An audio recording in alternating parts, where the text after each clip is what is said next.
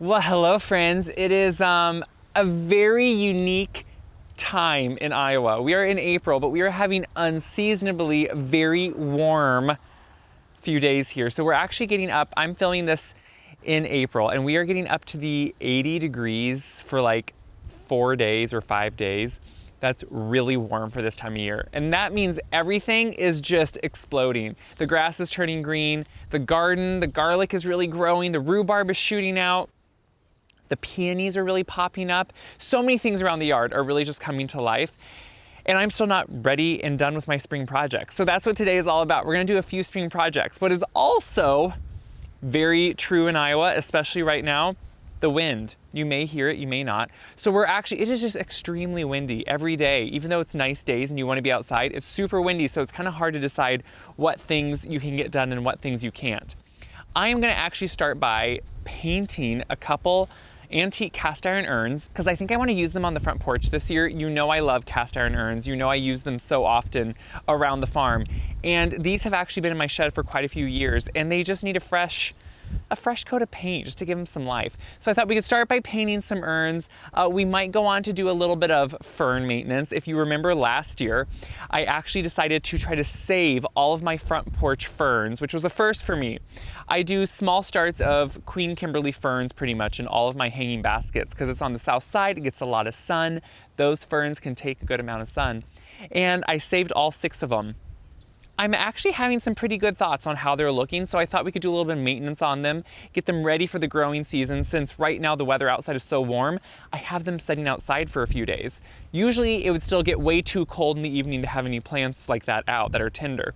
So I thought we could maybe work on those, kind of freshen them up, and get a few things done on the spring checklist, even though it feels like summer out.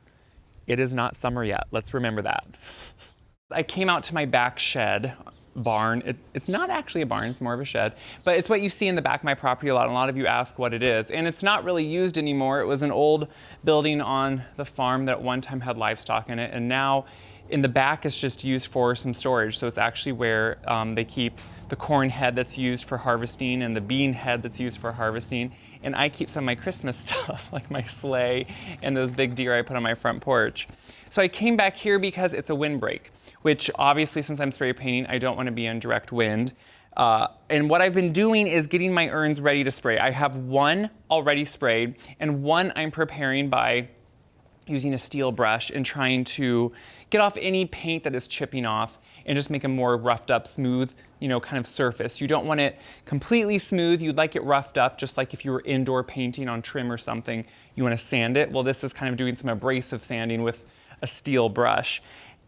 And I've actually hardly ever paint any of the antique urns I have. I usually let them kind of either go as they are, but these are going on my front porch, and I decided I'm going to take the time that I don't take a lot of times and actually do a little bit of work on them. So if you're curious, I bring them back on the gator. Here are my compost piles I've talked about. So we're way back. I even have iced coffee today. That's how warm it is outside. So here are the urns. And you can see one eye in the stand I already painted. So these are antique urns. They're over 100 years old. They're what I scour flea markets for, antique shows, whatever it is. And these I have not actually used before. They've been in my shed kind of waiting. And you can see what they usually have on them. Originally, they most likely would have been, you can kind of see hints of it, just little hints of it underneath this silver paint is a dark green kind of park paint, like what you see park benches in. That's most likely what they would have been, because they were probably either in a cemetery or in a park. They could have been at a home, you never know. But now what I am doing is trying to rough up this. Over time, at points, people paint them with this aluminum paint because it stops the rust. It just, to me, is not the most appealing in the garden. So I'm going through and painting them that beautiful, just black. That will kind of go well with my house. I have a white farmhouse. Now you are gonna notice the inside I'm not really painting because it's gonna be filled with dirt. It's gonna be filled with soil. And so that's gonna slowly over time just keep taking off whatever you put in here, because you can see originally even the paint has never really been down in here. Now these are heavy cast iron, so the reason I don't mind using them outside even though they're antique is they're super heavy. They're gonna last a long time, and you can still get new reproduction ones. I believe someone once told me this is called the open daisy pattern because it flanges out and has this nice rim around it. You can see right there is that green color if you look really close underneath that. So what I've done is just been taking a steel brush, and I'm just going around and really working off any of the paint. And I've gotten actually quite a bit off of the stand. Now what I will say, you can of course take these into an auto body shop if you want to, and you can have them sandblasted and coated in a really beautiful paint that will give them an extremely finished, almost brand new look. I'm not gonna invest in doing that right now. It's pretty expensive. It does look good, but this is gonna hold for a while. Someday in the future, I could do that if I wanted to, but for now, this is what I'm doing. So you will still see after it's painted, you know, some of the changes when there's kind of this big run of where some of the paint chipped off and where it didn't. So you can see in the one I painted, when you look really closely, you see some of that, but then from a distance on a front porch, you're not gonna notice that, and I'm totally fine with that. You know, you have to choose where you want to spend your money every season in a garden, and I'm not gonna put it into completely having these professionally done. I'm gonna spray paint them. So I've been going through and getting off as much as I can from all that paint and doing as good a job as I can with a steel brush. And I did wash them too on the outside of them just to make sure any of that extra debris was off. And the paint I'm just gonna use, it's usually what I use outside on things, is just a really good outdoor paint. It has a nice enamel to it. I am using flat paint as opposed to a gloss. I just don't really want a glossiness to it. I'd like it more to be flat. To me, that's kind of just more appealing for me, but it's really a personal preference. And I always look for one that can be good on this one. Like it says, it's direct to metal. You want to make sure when you're working with iron, metal, that your paint is going to be able to adhere well to it. That to me is like super important on any paint you use. You always want to check the surface of what you're painting and know what it would be. Actually, right here you can see that these most likely would have been in a cemetery, I'm guessing.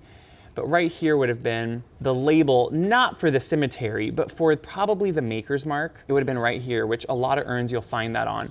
Usually what happens with antique urns, I've found out, is at some point in history, and it could have been, in the 60s, 70s, municipalities will find the upkeep of certain cemeteries too expensive, and they will go through, this is what someone told me once, and get rid of urns and sell them off. So that sometimes can be why you find certain ones that look like they would have been in a cemetery. They would have been. So now I'm just going to start painting it just like this, which I always, when I paint, like to do short little paint strokes as opposed to just like have it go all at once, if that makes sense. So I will always, after you shake it well, I'll go through and do kind of more like this. I think that makes sure I don't have a paint run, because if you just sit in one spot, you're gonna have a drip that comes off, and I don't want that. So I'm just gonna go around, start slowly getting this all over. Oh, doesn't that already just look good? It really brings out that beautiful decoration on it. So I'm gonna paint both of them, kind of give them a good once over coat, and we'll be done.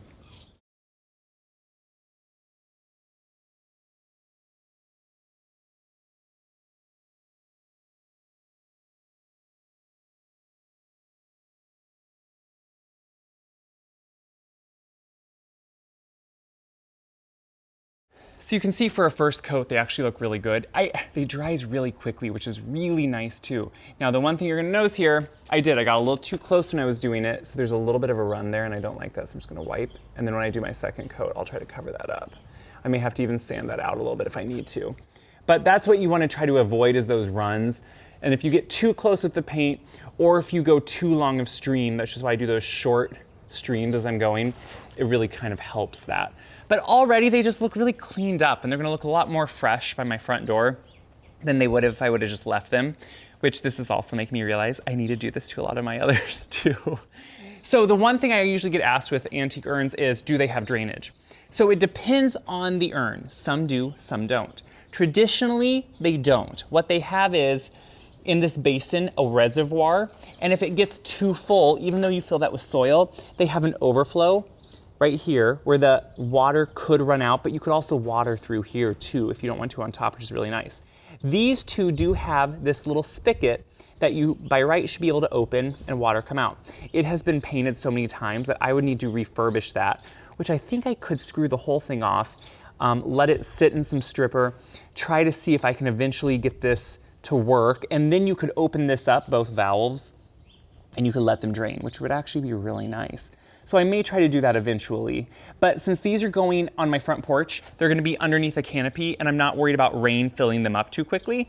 So I'm not worried about not having drainage. I can watch the watering on them and it'll be fine. So this is the first coat. I really will probably just do a couple once over here, a quick one again, just because it dries so quickly. And then they're gonna be good to go for the season, which is pretty exciting.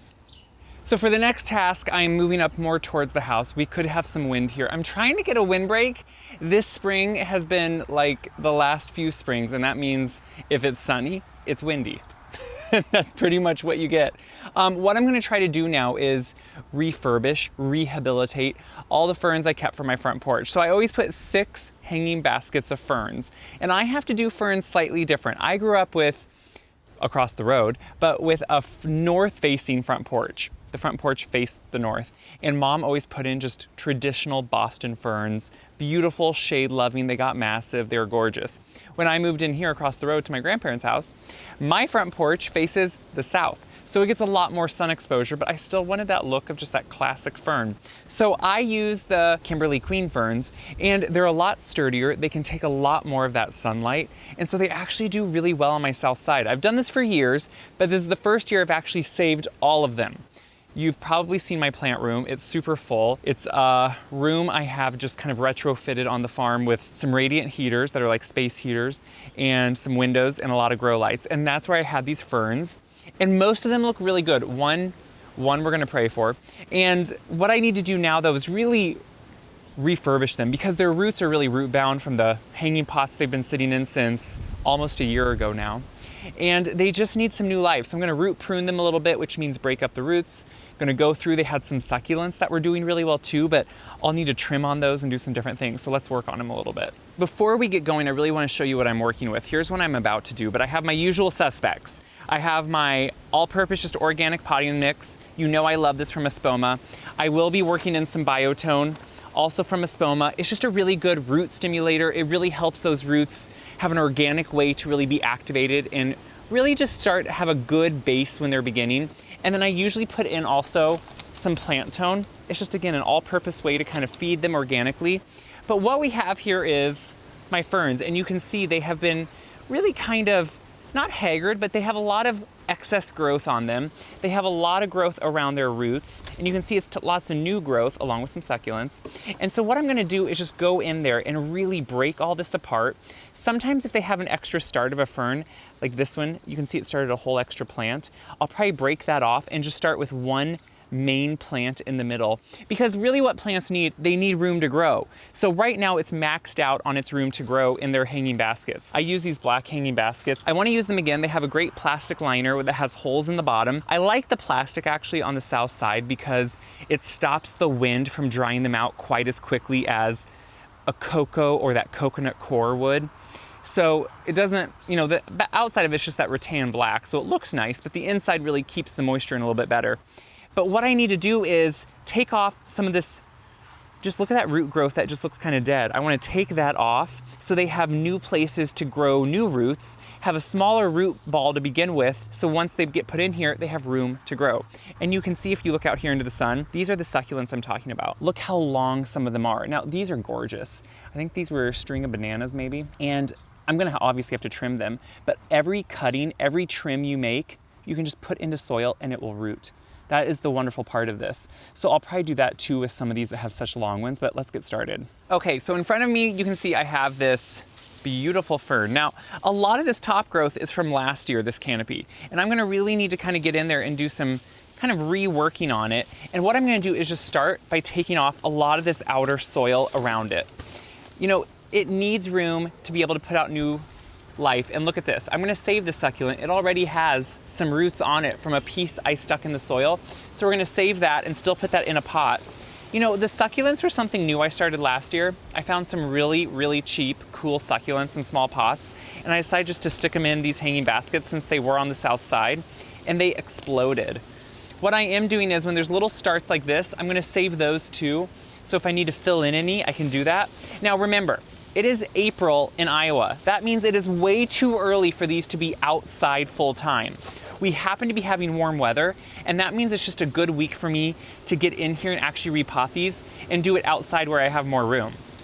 So otherwise, these would still be in my plant room because usually this time of year, we'd be having really cold weather and really getting down still into like the 30s or below.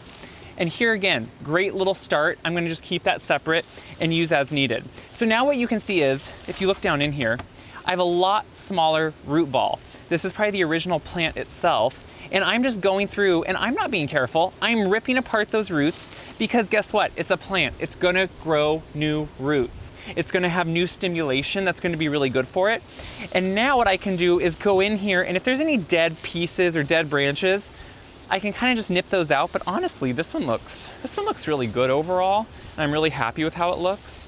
So what I just wanna do is make sure I get some of that excess root growth. And if you look in here at the roots, I'm now exposing some green tips, if you can see them. And those are gonna be where new roots are really gonna start growing, and it's gonna start filling in. And what's nice is usually I can't put these out till close to Mother's Day. So when I put them out, they'll already be settled in a little bit. What I am gonna do is just take my hanging basket, and I'm gonna start with my potting soil. So I like to just put my normal all-purpose potting soil right in there. And then within that potting soil, that is when I'm gonna add in some Biotone starter. Again, this is just a good beginning base for it. Now, remember with any of these fertilizers, they have an earthy smell. They have a slight, sometimes some people think manure smell. I actually just didn't get used to it, but they will have a slight odor to begin with, but then that kind of dissipates and you don't notice it when they're hanging there, but guess what? You know what I love about that? It's organic. That's the best part. You feel good about using it. So this is the plant tone, and I like to put that in there too because it's just a nice all-purpose feed for them just to be able to have in there. And then I can set this fern back in. I'm just gonna kind of hold up the fronds here. And you see now I have this perfect fern to now just put soil back around. So like I said, usually this is something where I buy new starts every year of this fern, and they're usually really small starts. And they don't really fill in until July when we start having that beautiful heat here. And this way, I'm hoping that having them at this point already will have them really start growing in a lot sooner and look a lot fuller. Because my thing is, I never want to spend the amount of money it is on a big fern or a big hanging planter. I like to do my own. I like to start with smaller starts. So if I could save them year to year, or in this case even, get it going earlier in the year, that to me is perfect. So now what I'm doing is just putting in there all that soil. And any of those succulents I took out, like this guy, he has some bad parts, but he has a lot of good on him. I'm gonna actually just stick him back in because he is such a nice one. I'm gonna also stick back in this gorgeous one. And this again is one that you can just, it's like an oversized string of pearls, but you can break off pieces and just put it in. And this is, I think this is such a fun way to kind of spice up something like a fern where usually there's nothing hanging down from it, but now there can be. So I'm gonna also put in that little string of bananas, and this is what I'm gonna do to each one of my 6. And on the last one, maybe I'll show you because it looks a little sad why I'm saving all these little starts, but I'm gonna set this off and I'm gonna do the next 5, and then we'll talk about that 6th one.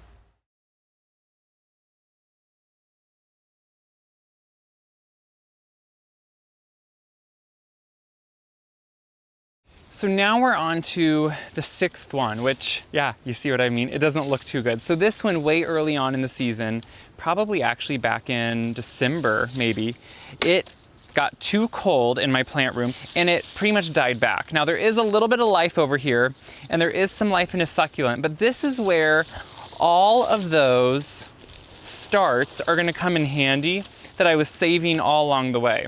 You know, honestly, there's hardly any good in this. What I think we're gonna do is for now set this aside, and we're gonna put together all those starts. Now this is one where I replaced the plastic last year because it does deteriorate over time. And so it's not the best plastic, but it holds. I'm gonna start with some soil in here. This holds the plastic for one. I'll put in my Biotone, I'll put in some plant tone, kind of mix that in. Now what I wanna do is go through these starts of ferns. Now if we go through, look how nice some of these are. So I'm just gonna put some together to make one nice fern, which is really all I need is one nice looking fern. Now, they will maybe take a little bit longer to get to the same size, but honestly, as I'm looking at these, I'm gonna pot all these probably up eventually, if nothing else, in just a small container, because as I'm compiling them, look how it looks. I thankfully have a little bit of leeway that I don't need to be worried. You know, even if I would have lost 2 ferns over the winter, I would have still been able to probably compile what I needed out of all these excess pieces. These ferns really have done well, and it took minimal work for me. They did need a good amount of water over the winter. They would dry out pretty quickly, so I was watering them, probably about 2 times a week. So that to me was essential. Now you're gonna notice I did not use a lot of the soil that I had used last year. These are small hanging baskets. I feel like a lot of the soil from last year is probably depleted of a lot of its good nutrients. So instead what I'm gonna do is replenish it with new soil. And this old soil, often what I do is either use in the bottom of a really big container where I don't wanna use all good soil, or I'll actually just throw this on my compost pile. Let it work in to my compost. It doesn't really have a lot to it, but it just adds a nice little filler to the compost. So now what I'm gonna do is add some pieces of succulent. So I've been saving them all along the way, as you saw.